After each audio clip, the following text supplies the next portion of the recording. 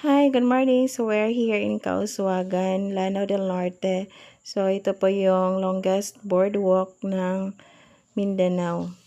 So maganda dito pag nagwo-walking po kayo at saka nagpapahangin po kayo dito.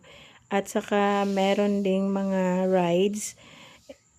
It is a boardwalk and an amusement park also. Maraming mga rides dito.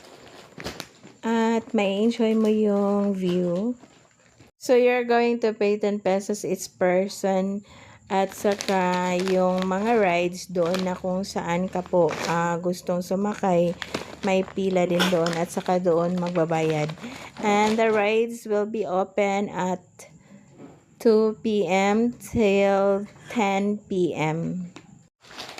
May mga shops din dito sa loob at saka may CR na napakaganda dito sa loob din. At saka may mga nagbibinta din ng mga pagkain po.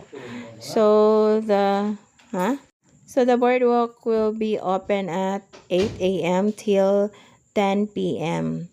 So yung rides lang is 2 p.m. till 10 p.m.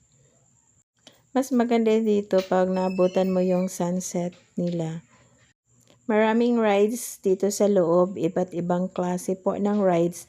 At saka sa pinakadulo talaga nila is nandun yung Ferris wheel. So, if you're from Tubudlan, Lanao del Norte, it's just 45 to 1 hour going here. So, if you're from Iligan City, mga 1 hour din po papunta dito. Mas maganda dito pag gabi, maraming tao dito pag gabi po kasi maraming mga rides.